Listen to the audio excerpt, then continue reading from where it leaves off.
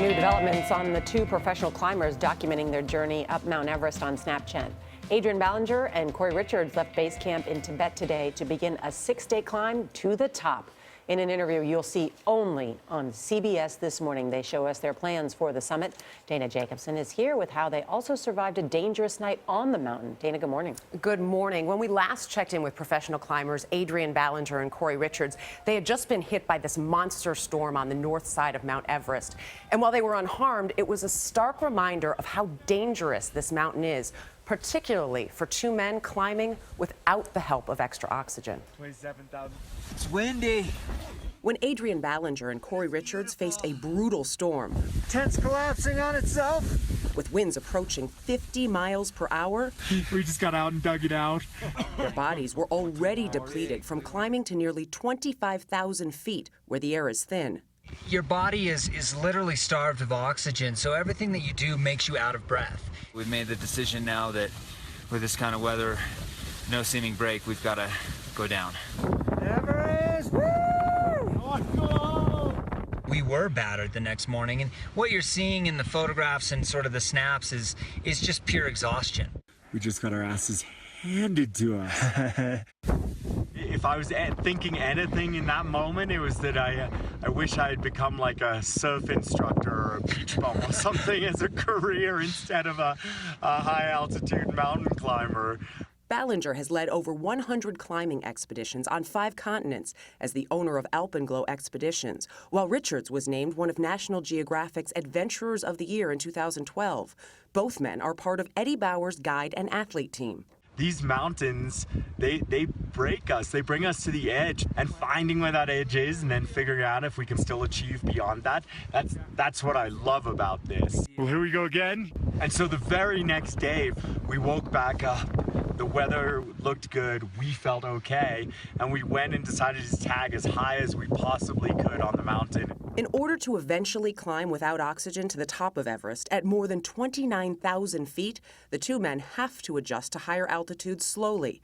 They do this by climbing the mountain in stages, with rests at lower elevations in between to let their bodies recover. We're just up, going climbing. Just one day after the storm, they pushed to over 26,000 feet, an elevation known to many climbers by another name. The death zone. Dun, dun, dun. Right, exactly.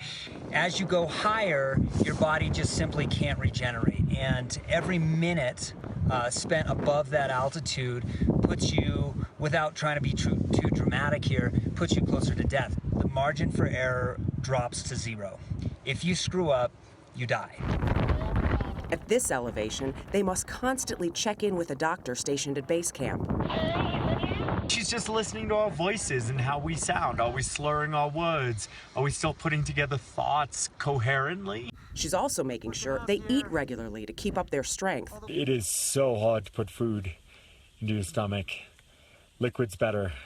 So they drink meals instead. 24,500 feet, the highest Soylent has ever been eaten.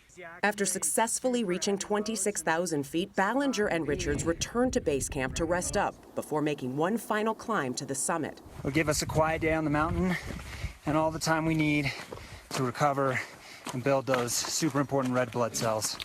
They plan to make their final push after most of the other climbers on the mountain, who are using extra oxygen, have summited, giving them a clear path to the top. We need, without oxygen, to never stop moving. If we stop moving, we'll freeze.